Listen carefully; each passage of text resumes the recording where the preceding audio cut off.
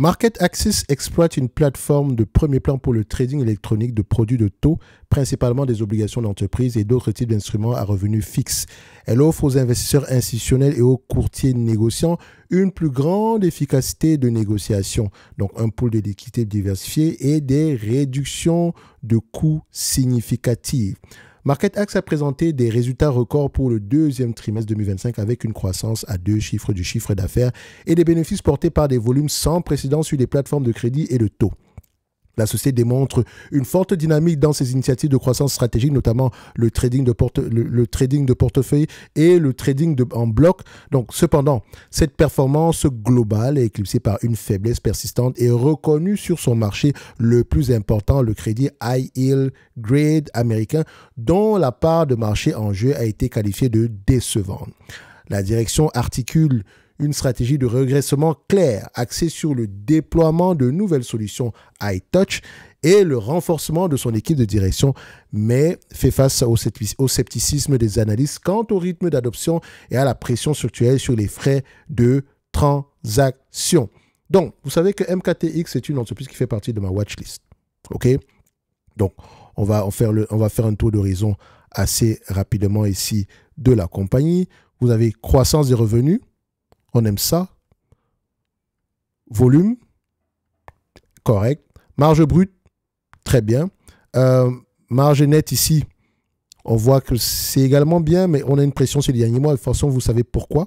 D'accord? La note que j'ai tantôt présentée tout à l'heure vous donne à peu près la situation actuelle. Ensuite, vous regardez ici le nombre d'actions qui est plutôt stable. Marge EBITDA, on a également plutôt une stabilité. Bon, quand on parle de stabilité par rapport aux 20 dernières années, on a quand même 4% de moins. On a une pression au niveau des dépenses opérationnelles. On a une pression au niveau des marges brutes ici. Et donc, ensuite, on regarde les marges, les free cash flow. On les compare au net income. Sur le même graphique, les deux ont tendance à raconter la même histoire. Mais attention, il y a les stock-based compensation que vous devez prendre en considération. Si vous voulez, hein, bien sûr. Personne ne vous oblige à le faire. C'est une trentaine de millions. Vous enlevez ces trentaine de millions. Ici, on descend à peu près aux alentours des 370 millions. D'accord? Ce qui reste également très, très raisonnable de manière générale. Dette nette sur EBITDA. Le volume de dette nette ici, sur EBITDA, inférieur à 5. Qu'est-ce qu'on a? Net dette sur EBITDA.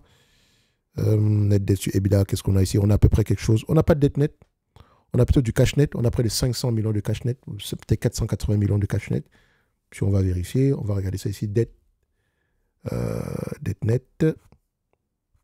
OK. Boum. C'est ça. 493 millions de cash net ici.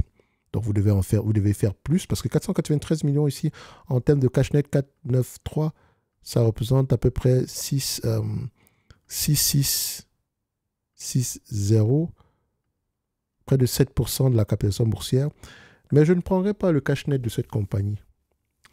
C'est une compagnie de courtage. La dette nette, il ne faut pas la regarder ici. Il faut plutôt prendre en considération le total de la dette.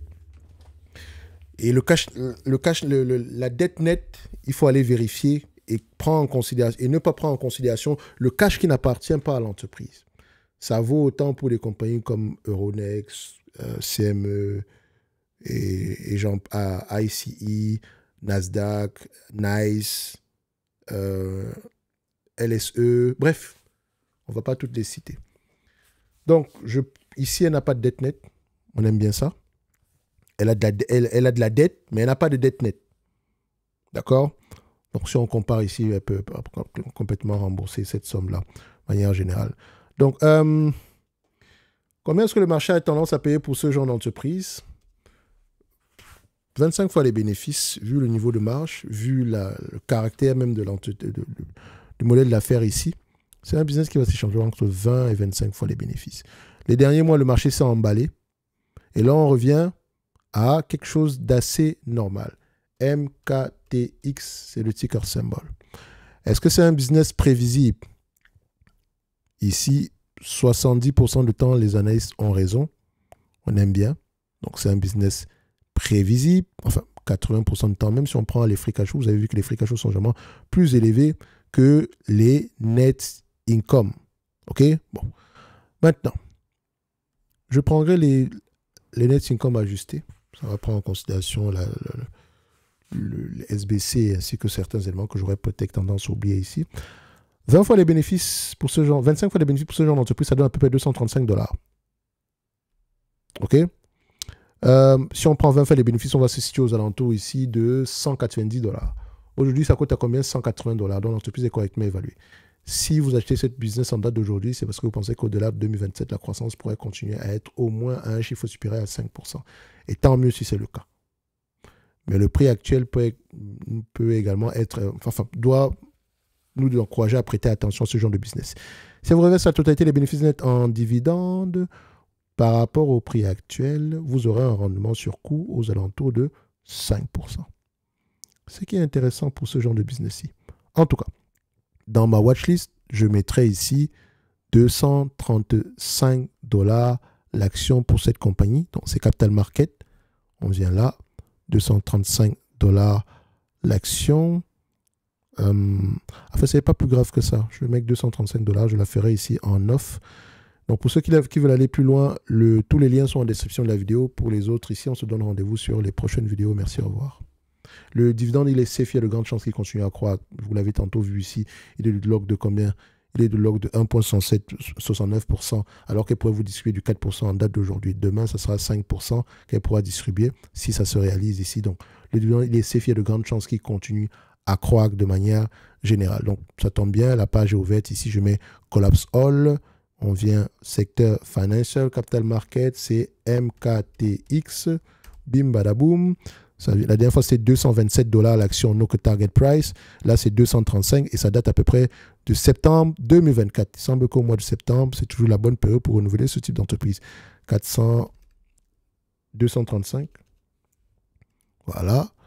Qu'est-ce qu'on a ici? Ouais, c'est ça. Bref, ceci n'est que mon point de vue et non un conseil d'investissement. Comme d'habitude, je me vous avez pleinement et royalement le droit de me tromper. Merci, au revoir.